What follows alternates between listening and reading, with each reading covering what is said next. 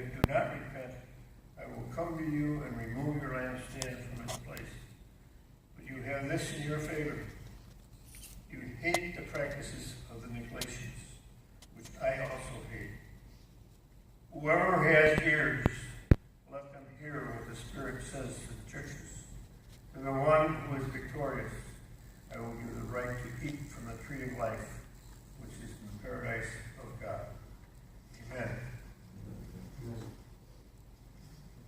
It's always a pleasure to welcome, as I say in a bulletin here, Reverend Pastor, Rabbi, Pope, Brother Tom Rankin. Tom, please.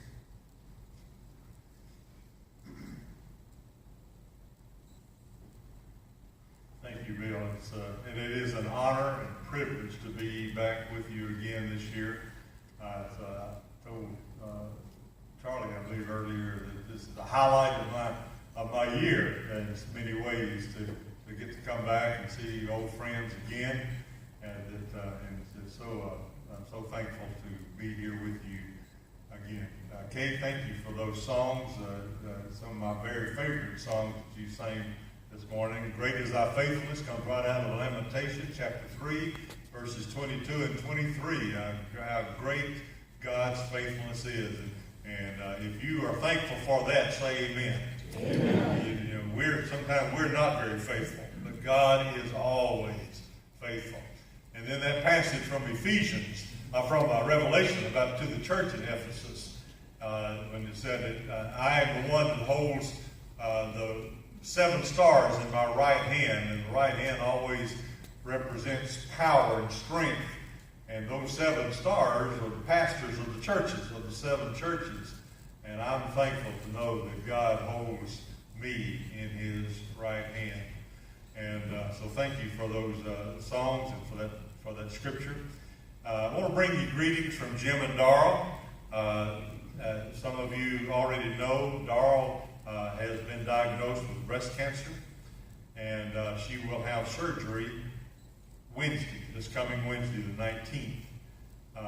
It is a sarcoma, and she's going to an oncologist that specializes in that and that alone. And he has said, I believe all the tests have shown it's nowhere else, and she's very upbeat about that. He believes that having the surgery will be all she needs, perhaps some radiation, but no chemo. So that is, we're thankful for that. So keep Darrell in your prayers, and Jim, and they bring their greetings to you, and sorry that they're not able to be here with you today. Since we're in Bible country, I thought I'd bring you a Bayou story. Boudreaux and Duda were decided to go out on the Pirogue. You know what a Pirogue is? That's a boat that they pole down the bayou to spend the day fishing. Well, they were out on the bayou, and Duda was poling the Pirogue and lost his balance and fell in. And Boudreaux tried to fish him out, and he splashed around with the pole and trying to fish him up and couldn't find him, and Duda never did come back up. And he got to thinking, how in the world am I going to tell his wife that he's gone? What am I going to say? I'm not good at this kind of stuff, and I don't know what to say. And so you're worried about that the rest of the day as he fished. And then come toward the end of the day, he said, I'm going to have to go tell her now, and I still don't know what I'm going to say or how I'm going to tell her. I just don't know what to do. And he walked up there worrying about it and fretting over it. And he finally got to the front door and knocked on the door, and she opened the door, and he said, guess who fell in the lake and drowned? Duda.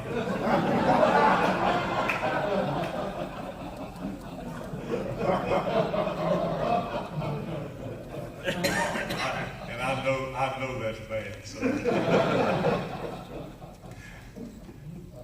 I picked out a passage that's very familiar to everyone. On the way to to church one Sunday morning. We listened to a couple of preachers on the bot radio, and one of the preachers happened to be speaking on the 23rd Psalm, and as I listened to him, I said, I think that might be just what we need to hear at Ncpa. So I began preparing a message, and I want to talk to you about spiritual care.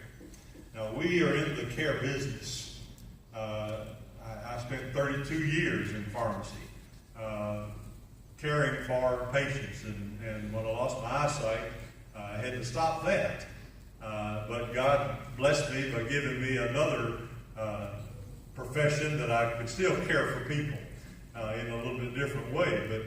But I love doing that, and we talk about care a lot. We talk about, one of the things that's always on the news is Medicare and our medical care in our country. Medicare does cost us something, and it is limited. I heard about 3 men who died and went to heaven, and they were standing at the pearly gates, and St. Peter asked, now this is a joke, I understand. St. Peter was standing at the pearly gates, and he asked the first guy, said, why should I let you into heaven? And he said, well, I was an educator all my life. And I taught, and I set young people in the right direction, made a difference in their life, made an impact. Hope I made an impact on their life, so that they might live a full and useful life in our society. I spent my life dedicated to education. And St. Peter said, okay, you can come in. And he went in. And the second guy said, well, I was a pastor.